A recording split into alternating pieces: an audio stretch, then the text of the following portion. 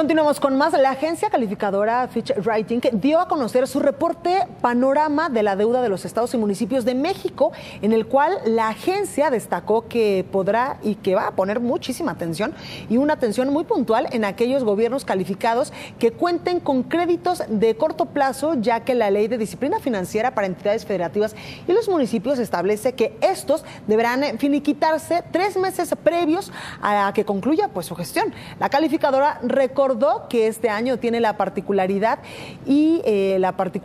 política de que en el país no solo se celebrarán procesos electorales en los ámbitos federal y local, sino también será posible por primera vez y por primera ocasión la reelección de presidentes municipales. Para conversar del tema nos acompaña esta tarde Gerardo Carrillo, él es el director senior de Finanzas Públicas de Fitch Ratings México. Gracias por estar con nosotros. No, gracias a ti, Blanca, un placer. Oye, pues cuéntame un poquito. El 1 de julio se van a renovar el gobierno federal, también muchas gubernaturas, pero sobre todo presidencias municipales. Ahí es donde ustedes están poniendo en este momento el ojo para saber cómo andan en sus finanzas. Bueno, en realidad el ojo lo tenemos puesto en todas las entidades que calificamos. Este año, como bien lo mencionabas, tenemos la cuestión de que va a haber cambios de administración. Primero el proceso electoral, que en sí mismo suele traer presiones por el lado del gasto para las entidades que tienen, que en realidad es prácticamente en todo el país, ¿no? Porque está la elección presidencial, claro, y aparte elecciones locales en 29 de 31 entidades federativas. Entonces, realmente sí, por una parte, lo que es el proceso electoral, como decía, suele presionar los indicadores de gasto. Y en cuanto a las obligaciones de corto plazo, tanto para los municipios que mencionas, pero también para los estados, se tienen que liquidar 3 meses antes de que concluyan. ¿Y cómo vamos con ese tema?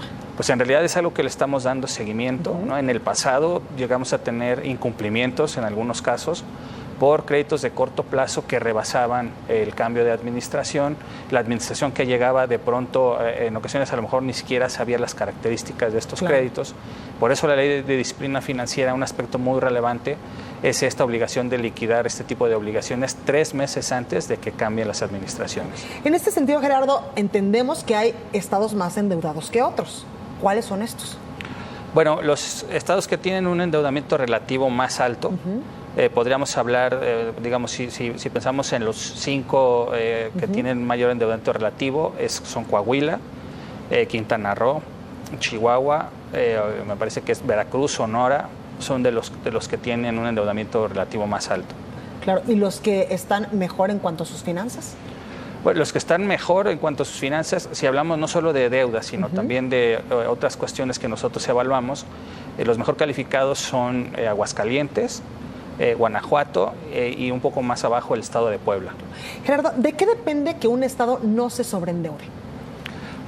De hecho, hoy en día ya está en la propia Ley de Disciplina Financiera, hay un mecanismo que establece techos de endeudamiento. Y hay un semáforo también. Exactamente, está este semáforo, ¿no? Entonces, ya a partir de eso, a partir de la publicación y de la puesta en marcha de la ley, es difícil que los estados se sobreendeuden, ¿no? Pero realmente lo que marca la pauta en cuanto a la contratación de deuda, pues es que haya orden en sus finanzas, ¿no? Que haya orden, que no tengan déficits y que si los tienen no sean recurrentes, y que en realidad la deuda se contrate para financiar programas de inversión, que también ya está en ley. Exactamente. Y no para, vamos a decir, que tapar huecos presupuestales, ¿no? Eso se supone que desde antes no se podía hacer, pero ahora está robustecido en la Ley de Disciplina Financiera. Gerardo, este último reporte Panorama de la deuda de los estados y municipios, ¿qué les arrojó? ¿Cifras alarmantes o no vamos tan mal? No, en realidad no vamos tan mal. Yo te diría que en este panorama hacemos un recuento de lo que fue la evolución de la deuda subnacional en 2017. Nos llamaron la atención algunas cifras, ¿no? La primera de ellas es que tuvo un crecimiento nominal, el más bajo de los últimos años, de tan solo 2.1% en términos nominales.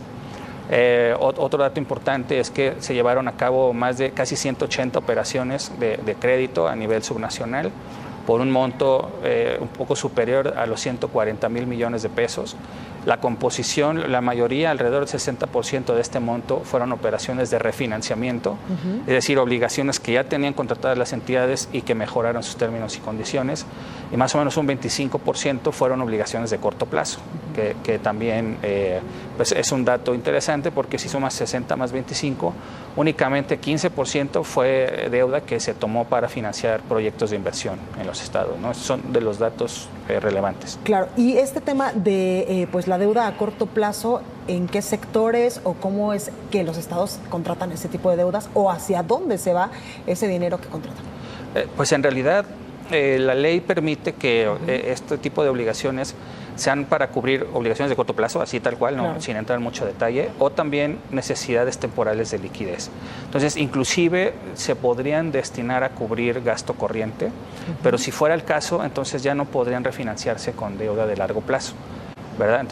Generalmente estas deudas de corto plazo son para financiar justo eso, necesidades temporales de liquidez. Gerardo, por último, preguntarte, entendemos que viene un proceso bastante complicado en todo el país. ¿Qué le recomendarías a aquellos candidatos que quieren ser desde gobernadores, presidentes municipales o aquellos que posiblemente puedan reelegirse? Pues de hecho en estricto sentido como calificadora no recomendamos, pero lo que sí les diría es que pongan atención en qué situación están recibiendo los que vayan a ganar, ¿no? Las entidades que van a renovar administración, ¿no?